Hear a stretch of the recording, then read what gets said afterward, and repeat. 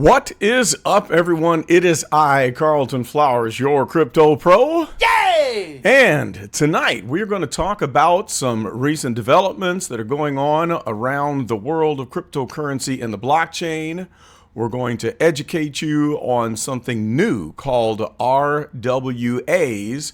And then we're going to end up with a little bit of soap opera stuff from the cringe crypto content creator. So, as usual, I don't want you to take any of this as financial advice. Anything I say in this video, if you take it as financial advice, you could end up living as a bum who doesn't even have a toilet to flush.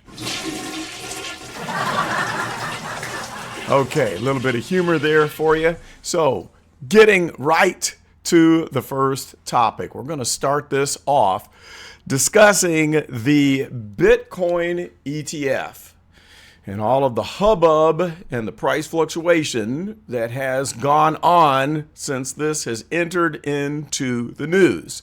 So the big $10 question that I want to ask to you is this: is the Bitcoin price already priced in to where we are at the current level?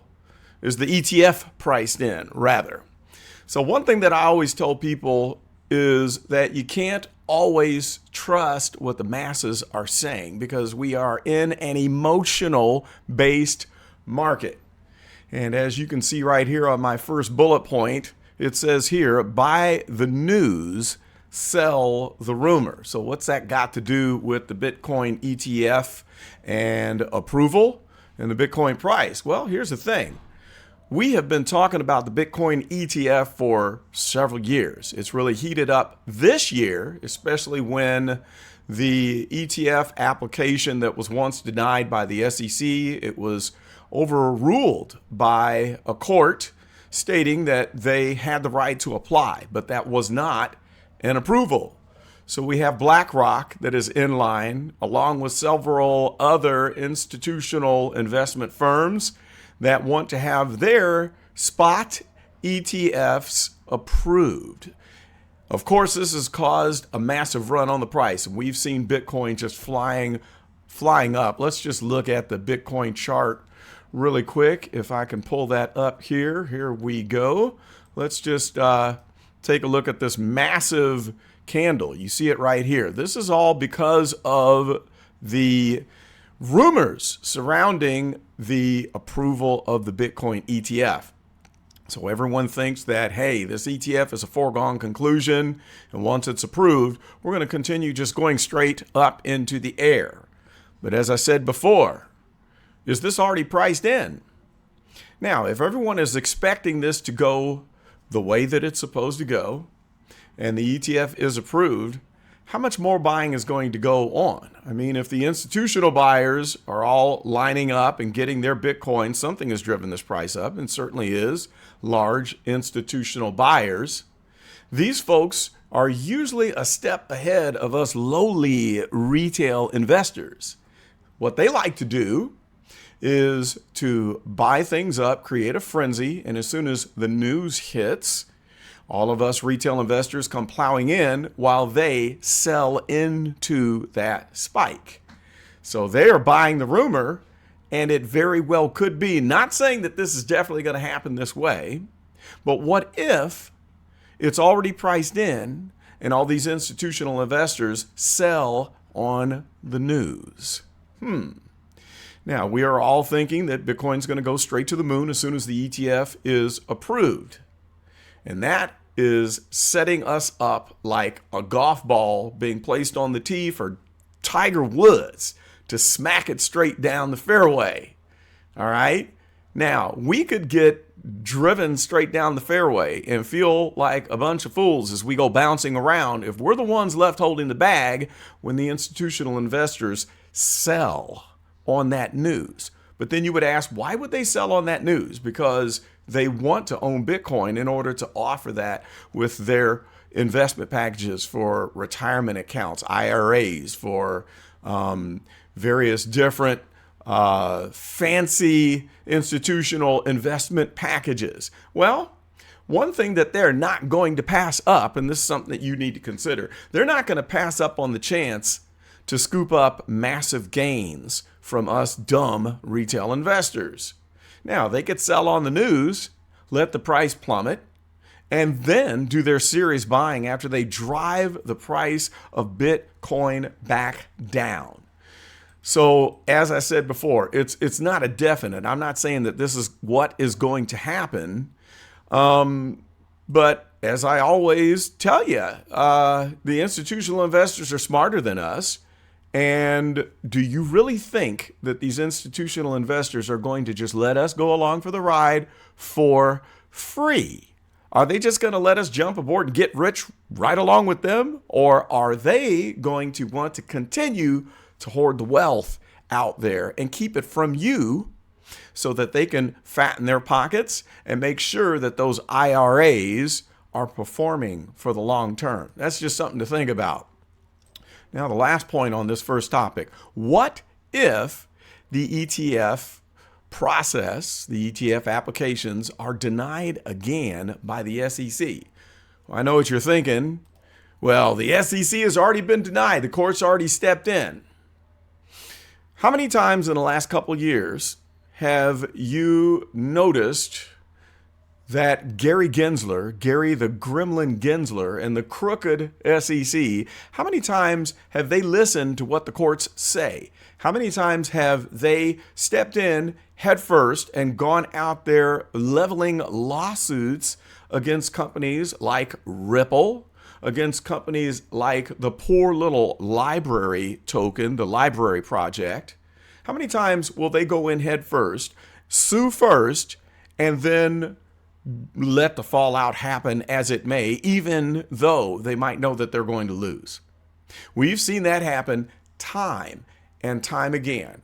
And I think that the prerogative, the main prerogative, the goal, the playbook of Gary the Gremlin Gensler is to throw a wrench into the advancement of cryptocurrency and blockchain as much as they possibly can to slow it down.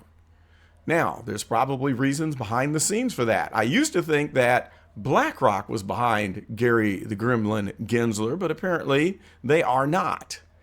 We do know that he has this connection with a certain senator, Elizabeth Warren. We won't say who it is, but we know that there are certain senators in our government that are very anti-cryptocurrency. And if you do your homework, you can find out who they are and what their connections are to the SEC and Gary the Gremlin Gensler. So if they can buy some time, they will. If they know that they're not going to win a lawsuit, because we sat there and watched Gary the Gremlin Gensler get grilled in front of congressional committees time and time again, where they brought the hammer down on him. And we thought, hey, that's it. He's losing his power. He's going to get fired. That's the end of the reign of terror by the SEC. Then we wake up the next morning and we find out that they level twice as many lawsuits and plug the process again and again. So I'm thinking that we need to watch out, watch the birdie here, because I don't think that the SEC is going to roll over and play dead. I don't think they're done throwing wrenches into the gears of the blockchain machine. They're going to keep on doing what they're doing, leveling lawsuits and throwing up roadblocks to the development and the growth of the cryptocurrency sector until they're good and ready. And maybe that point is where they all decide that they're going to dump their big fat bags of money into the crypto market so that they can get rich. So keep that in mind. That's what I think. What do you think? What are your thoughts about the ETF process, the approval process? Is it already priced in? Or are we going to be looking at another massive surge up as soon as this approval is done? Do you think the SEC is going to smack down the ETF approval process one more time? Or do you think that they're going to play nicely, approve it, and allow the gates to swing wide open? And do you think institutional investors are going to sell on the news? They've already bought the rumor. We've all bought the rumor, but are they going to sell on the news? Share your thoughts in the comments below. Let me know what your thoughts are there. Now, moving on to the next topic. This one is more educational, something that I just learned here recently, and that is on the topic of tokenized RWAs. So what is an RWA? Well, that stands for real world assets on the blockchain. So that means things that are normally bought and sold or invested in out in the TradFi market or traditional finance.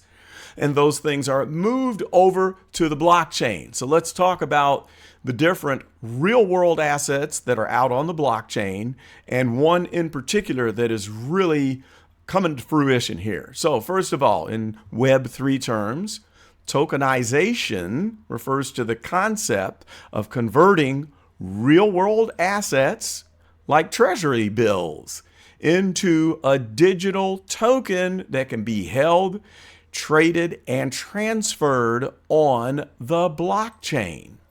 All right, that's pretty cool. I didn't know that the treasury market was being tokenized, but would you believe that just this year we have watched the tokenized treasury market grow from $100 million at the beginning of the year to $698 million. And we're not even at the end of the year. So that's major growth. It's done a 7x total. That's pretty amazing. I did not know this at all until I started to research into it just here recently. So let's discuss what a tokenized U.S. Treasury bill is. Well, first of all, as with any tokenized real world asset, treasury bills can be tokenized by being purchased by an entity. That's, say, a for-profit investment firm, and they hold those in a pool. And then what they do is they issue tokens that represent the pool. So they're not actually tokenizing that treasury bill. What's really happening is they're holding it here and backing up the tokens that they sell that gives you a share in those bills that they're buying. Okay, so the treasury bills that they're doing with this usually range from several days, like 1 week, or as high as 52 weeks, 1 year. You can get a 1 week U.S. Treasury bill that's tokenized, or a 28-day version, or a 52-week version. And then they offer a percentage interest for the period of time that you hold that bill. Now, the longer, the higher the percentage interest. And for the ones that go to 52 weeks, they can be as high as, from what I'm reading, like 5.2%, which is really good for a 1-year T-bill. So that gives you a higher return for your investment than, say, buying a similar T-bill that has this high of a rate, which would be the 10-year T-bill. So here you can get, say, the 5 or 10-year T-bill rate on a 1-year T-bill. Now, the way that they're able to offer that higher rate is because they're rolling these things over, and I'll save that for the next video, where they'll buy a 7-day T-bill, and then they'll buy a 28-day T-bill, sell off the 7, and then they'll buy a 3-month, a 5-month, or a 52-week, and they roll these things over because as they mature, that T-bill will be more valuable to those who are buying in. But as I said, we're going to save that for the next video. Okay, so it's kind of nice because with these types of investment instruments on the blockchain, they're backed up by something real, by a U.S. Treasury bond. So that's pretty safe and secure. Now, of course, most of y'all want the 100x gains within 30 days or the 1000x, as we roll into the bull market. But for people that are investing large amounts of money that they don't want to put that much of a risk on, you're able to invest in tokenized treasury bills. So generally, companies offering tokenization of a physical asset will purchase and hold reserves of that asset while issuing the token backed by their reserves. So that's what makes it safe. All right. So the market for tokenized assets could mushroom to $16 trillion by the year 2030, according to the Boston Consulting Group report that you can look up. I'll have to put the link in that and you can look at it yourself. All right, so we even see tokenized U.S. Treasury bills arriving on Coinbase. There's a company, I can't remember where it is, in Europe, and there is an article that is on, I think, the CoinMarketCap blog that talks about this, where now you can buy these tokenized U.S. Treasury bills through Coinbase, who works in conjunction with this investment firm that is in Europe. Now, let's look at some of the projects that are involved in doing this. In fact, we've got this little pie chart right here that shows you who the big players are with tokenized treasury bills. And the biggest one is now Ethereum.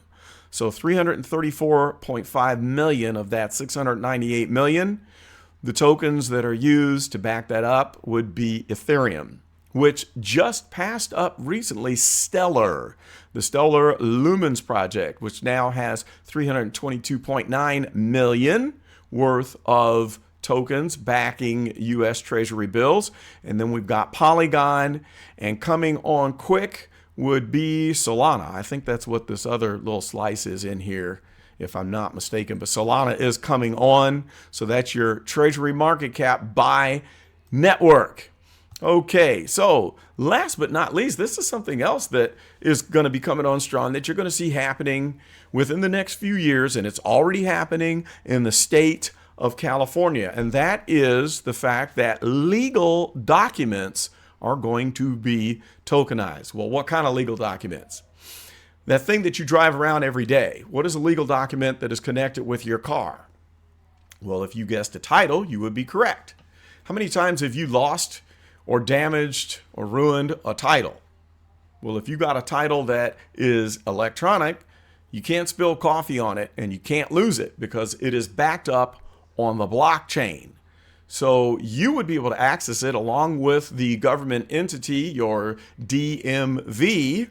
So you would not be able to lose it even if you lost the token address for your title, which would be in the form of an NFT, non-fungible token.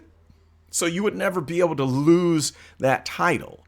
In the state of California, they are already using NFTs for car titles. This is happening in some counties in the state of California.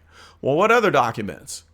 You could have your mortgage document with your house tokenized by an NFT. You could have, whenever you have to get something, what do you call it? The person, when you sign stuff and they stamp it, notarized. You could have notarized documents tokenized, turned into an NFT and put on the blockchain.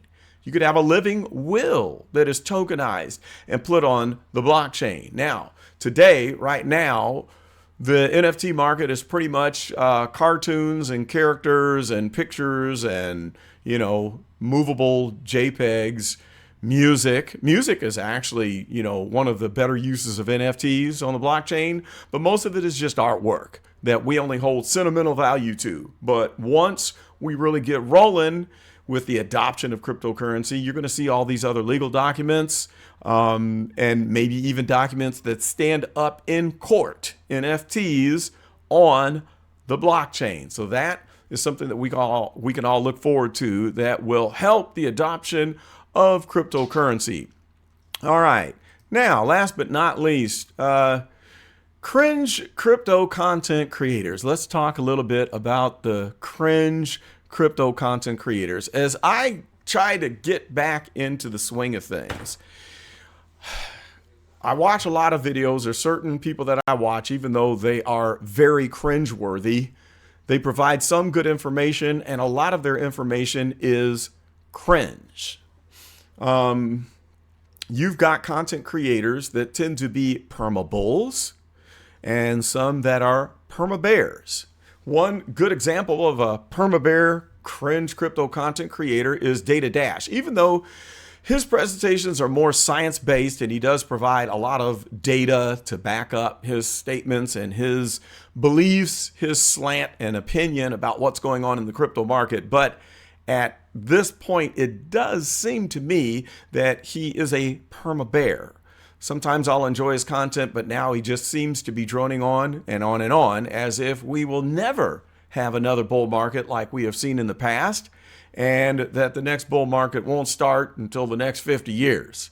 And then on the other end of the spectrum, we've got the perma bulls like George. I do enjoy George's content, but it's cringe. Because no matter what happens, he rarely ever will present his opinions from a bearish standpoint. He does sometimes. I mean, 1 out of every 10 videos, he might admit when something is looking bearish. But if Bitcoin goes from 30,000 to 30,500, he'll put out a video and report that as crypto is going to the moon.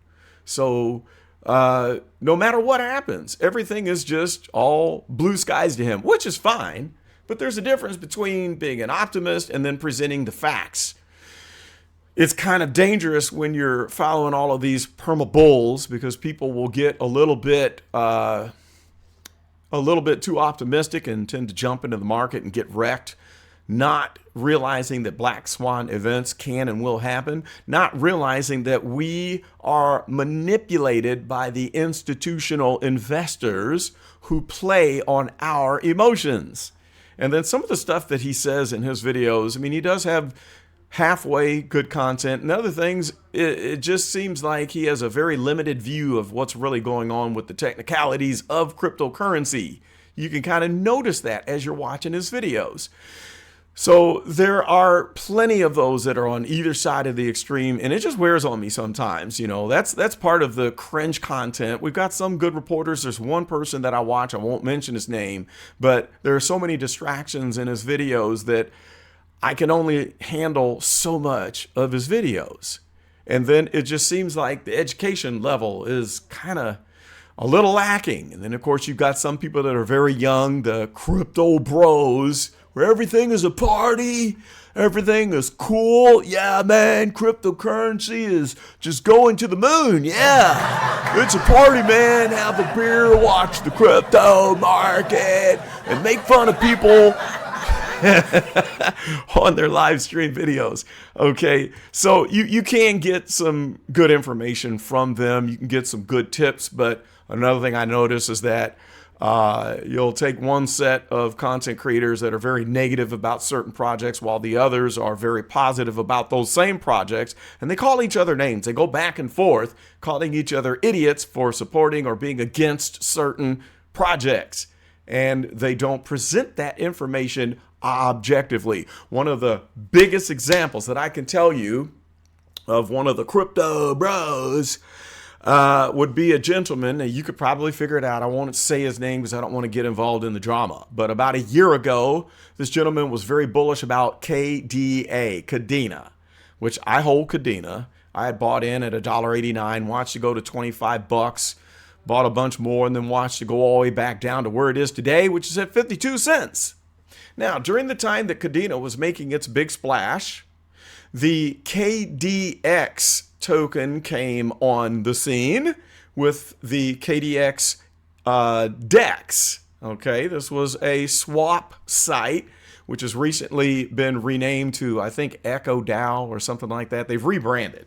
But at any rate, this individual who was very bullish about KDA, that had me convinced that KDA solved the blockchain trilemma, which it kind of has. He claimed that the KDA DEX was going to be the next Uniswap. Well, by gosh, I believed him. The KDA, or KDX rather, was going to hit $1 per token within a year. So I plowed into KDX and watched it come out the box going from 2 cents to 20 cents and bleed off. Now it's sitting at around a penny. Didn't turn out that well. But anyway, here's the rub. During the time that KDA started to go down and the KDX token crashed, a certain project came on the scene called Kaspa. And as you know, I'm a big Kaspa holder. I'm a Kaspa shark, I guess. I started picking up Kaspa when it was at 0.0015. And if you're following Kaspa, you know that right now today, Kaspa is at 5 cents. So I'm over, what is that, 100x? I bought $400 worth. Average DCA price of all of my purchases was 0.004. And so I've got $5,000 worth out of my $400 investment. So when KDA was going down, this gentleman noticed that CASPA was coming up, and that CASPA was making claims that they solved the blockchain trilemma. So this individual put a hit piece out on the CASPA project and hit it hard, made several accusations that there were these strange wallets that held 1 million or more CASPA tokens in it, and that it was going to be a big rug pull. Well, since the time that he made that video, we watched Kadena go from, I guess, the $2 range down to 52 cents, as low as 43 cents from recent times here. I think it even went as low as 39 cents. But he put that hit piece out on the CASPA project. And at the same time, he turned around and put a hit piece out on KDA. And I thought, wait a minute, you just pumped this token to the point where I used to think that he was a paid promoter, which he might have been. And then you turn around and put a hit piece out on the very project that he was promoting, and then put the hit piece out on CASPA, which has turned out to be a 100 bagger, 100x, since the time that he launched this attack. Actually, from the time that he put the hit piece out, it's gone up 400x, because it was at 0.0015 at the time that he made that first video. So those types of content creators get on my nerves. I won't ever promote a project for pay. I won't do it. I've had a few people that have approached me, and I had one project. It was a meme project, and they said, hey, if you'll do a piece on our project, we're going to give you tokens. As a matter of fact, here's 1 million of our meme token. Now pump our project. I said, you know what? I'm not doing this. I'm just not going to do it. And in fact, I'm not even going to cash out of the 1 million tokens that you sent me. And so since then, that meme project has gone bye-bye, and those 1 million tokens are worthless. And I decided that I just don't want to get wrapped up into that. I'd rather report what's going on in the crypto, and I do this for my friends and family, and I don't want to lead them astray like the most infamous project promoter since blockchain and crypto has been invented, which you know who it is. It's none other than BitBoy himself. Yes, Ben. BitBoy Ben. Which leads me to the other thing that has become very popular. There's a lot of people that are reporting on the drama surrounding the whole Ben catastrophe, where his own channel got rug pulled out from underneath him. He's going through the divorce case. He was on the brink of divorce and made amends with his wife, and now he's leaving his wife and she's divorcing him, and you got all of this back and forth between him and his former team. And there are people who are reporting on all of the drama, which is great. I mean, it is like a soap opera. It is good for that reason. But I kind of leave that in the category of cringe crypto content creation. I don't need to know about it, and I'm probably not going to be following Ben Armstrong too much. I used to watch his videos. I enjoyed some of the things he did, but there were just way too many projects that he promoted for pay that ended up going to absolutely zero. So no matter how big of a Ben Armstrong supporter you are, when you go back and you look at those old videos dating back from 2017, and you look at some of the ridiculous projects that he was making claims that were going to go absolutely just interstellar, those projects got wiped off the face of the earth. One rug pull after another. And that's the danger of following people that promote projects by taking on coins. Now, will I get into memes? Yes, I am, because I'm going to start my meme video series pretty soon as we go into the bull market, only because it's a fun way to learn how to trade and make gains. Not that I believe in memes, because it is what it is. They're called memes for a reason. They're not doing anything to add value to the crypto space. All it is gambling. But the great thing about meme projects is you can track their charts just like regular crypto projects. And since they are in such minute amounts, you can trade large amounts of memes and learn how to swing trade. So that's something that I will be getting into. I'm also going to start the research group reporting again, because people have been asking me, what small projects are you investing in? And I do have a few. I have some dark horse, really risky plays, and I've got some rock solid plays. Caspa is one of them that is rock solid. I will tell you, I'm invested into Caspa. I've got my 100,000 Caspa tokens, probably 102,000, and I'm sitting on that for the short long term. In other words, I'm going to sell out at the peak of the market. And I will be, of course, as you know, I'm a big VV guy, and I'll be updating you on what is going on in the VV NFT market. So that's all we have for now. Post your comments about what you think about the cringe content creators. Who do you think is the most cringy out of all of the cringe crypto content creators? Post in the comments below. Who is the most obnoxious and notorious? I want to hear your opinion. So until my next reports, I want you to chime in. And as always, I would love it if you would like, comment, and subscribe to the Crypto Pro channel. And if you would like to help me to defray these ugly, expensive costs of producing this content, you may do so with the giving of a super thanks. And I thank you in advance. And I also will jump back on the bandwagon to getting these live streams done. I want to go into the bull market with one live stream per week. That is what my goal is. And then I can look up projects and tell you what I think of the TA in exchange for a small super thanks. And that is a way that I will raise money so that I can cover the cost of doing this. So that's about all we have for now. This is Carlton. And I am out.